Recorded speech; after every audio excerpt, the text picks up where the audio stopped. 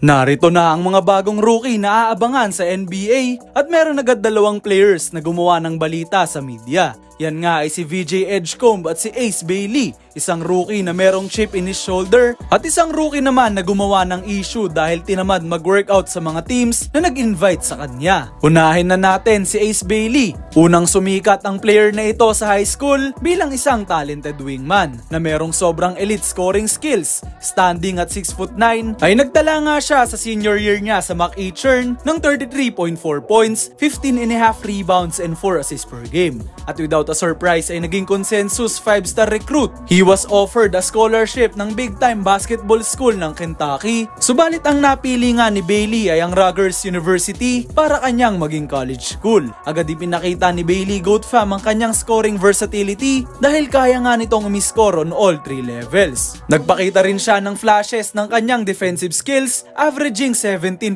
points, 7.2 rebounds and 1.3 blocks per game. Sure ball na top of the class si Ace, subalit ang problema ay tila may attitude problem ang player na ito. Iniwasan niya nga ang workout na scheduled para sa Philadelphia 76ers na may hawak ng 3rd overall pick ng draft. Gusto kasi ng 6'9" forward na mabigyan agad siya ng mahabang playing time. At ang preferred teams nga niya ay ang Washington Wizards, Brooklyn Nets at New Orleans Pelicans. Binansagan pa nga siyang diva ng draft dahil sa wala talaga siyang kahit isang workout sa kahit anong NBA team. Dahilan para mapili siya ng Utah Jazz bilang 5th overall pick na at wala na sa top 3 ng draft. On the opposite side of the spectrum ay nariyan naman si VJ Edgecomb.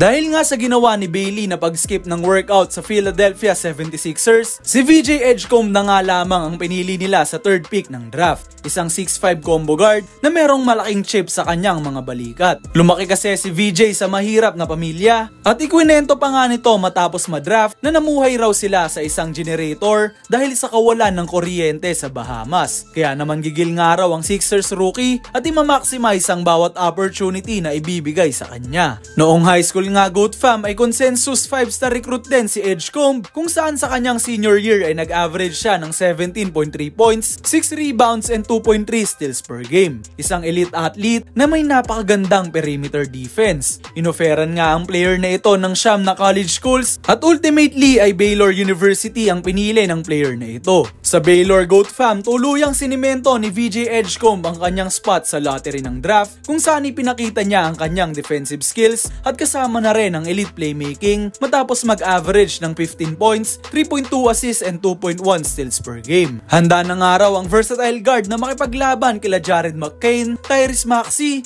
at Kyle Lowry para sa kanyang minuto sa rotation. Bagay na ayaw gawin ng kanyang peer na si Ace Bailey. Pero ano nga ba sa tingin nyo Goat Fam? Sinong rookie ang mas magkakaroon ng impressive first year sa NBA? At merong mas mataas na chance na manalo ng Rookie of the Year award? Ang Utah Jazz forward nga ba na si Ace Bailey o ang Philadelphia 76ers guard na si VJ Edgecomb? I-komento nyo lamang ang inyong opinion sa baba at babasahin nating lahat yan.